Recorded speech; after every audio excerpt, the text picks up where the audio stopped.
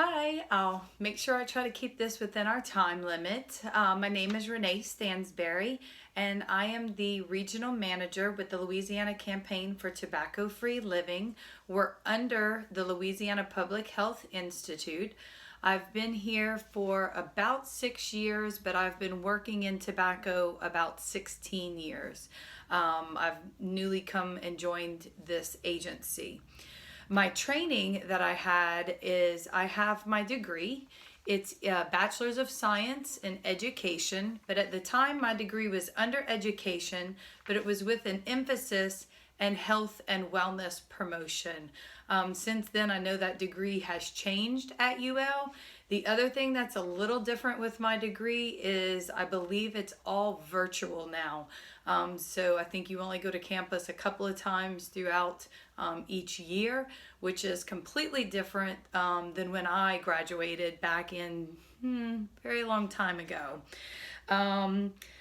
What high school classes prepared me for my career? I would guess my sciences. Wish I would have paid a little bit more attention in high school. And also for my current position now, if I would have taken more civic classes to learn about governmental issues and the whole process of government, that has been a huge learning curve for me through my career, is to learn and do a self-taught to those objectives for what I do, because a big part of what I do is work with local municipalities on advocating for change within their community. So those types of classes I think in high school would have been beneficial, but again, I was leaning more towards the health and sciences. I wanted to do more of the educational piece, and I've done many different things with my career, from working at the local hospitals in their ACMED departments, which means we go out to businesses and companies and they would pay our agency to be able to do wellness screenings on site for their employees. It was really beneficial with those oil field companies, just because they have that shift change with people coming onshore and offshore. So it was easier for us to go to on site to do a lot of testing for their individuals. I really love that part of the work. I love the clinical aspect and I love the educational piece. However, I love what I do now because I also love flexibility and I love to change.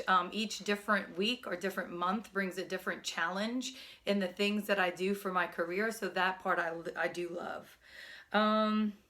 What is the job market for my occupation? I used to say when I first graduated school and wanted to work in the clinical field, someone had to die or retire for me to get in, because once they get in, they love what they do, so they never leave. However, I wanted to move out of state. I did not want to stay in Louisiana. I did not grow up in Louisiana, even though I'm from Louisiana. I went to high school in New Jersey, so coming back for college was a little bit of a culture shock for me. And so I wanted to leave the state. I looked at Missouri, Texas. In other areas, let's say, of the nation, they're a little bit bigger on prevention more than treatment, although Louisiana is coming around and getting better at that. So that's why I always looked to move. And with this degree, you can do so many different activities or jobs, so you're a little bit more flexible as far as being marketable for different positions. Starting salary just depends on where and what you're doing, but I would say an average start is maybe 25 to 30,000, give or take, depending if you're nonprofit or you for profit. What sector that you're going to be working in will dictate what your salary is. Personality traits, I wrote down our questions, make sure I covered everything that you needed. You have to be flexible. You have to be a people person. You have to think for yourself, think outside the box. Different positions, depending on what you do have to have thick skin. In what I do right now, I definitely am confronted sometimes in the community. So I have kind of thick skin. I don't really take what people say to heart. I just kind of let it roll off and roll on with what I have to do.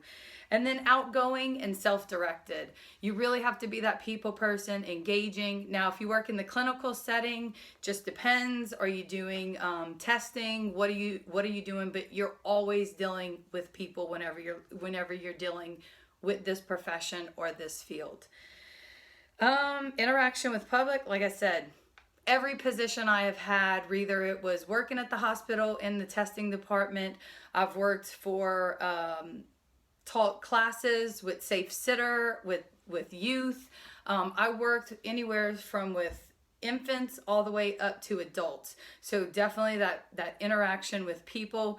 If you don't really like people, I would probably say this isn't the career field for you. Time demands, again, just depends on where you're going to be working. I've worked harder for some nonprofit agencies that I worked for than I did for the hospital or other for-profit companies.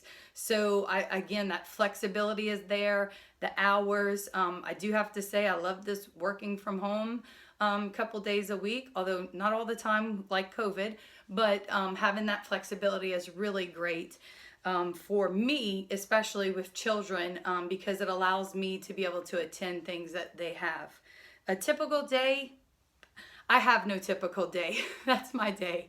Sometimes I'll have a plan of action of what I want to get accomplished that day, and I'll have a meeting or a conversation and everything just kind of pivots and I have to change. So you have to be able to adapt to that change, because just like when COVID happened, all of us had to pivot the way that we dealt with business day to day. And so that's another skill to be able to have, to kind of change directions when you need. Sometimes it's 180, sometimes it's 360. So typical day sometimes is a lot of meetings, either phone meetings, in-person meetings. I love to create programs, activities, and projects. So for me, I love that I can think of an idea, put it down on paper, find out the action items that needed to be happen, and then execute the plan. So for me, that drives me. I love to just sit back and watch it all come together. So that's another aspect that I like about the job. So hopefully I didn't run over my time. I tried to keep it as short as possible and answer all your questions, but good luck. And if you have any further questions, just let me know. Thank you.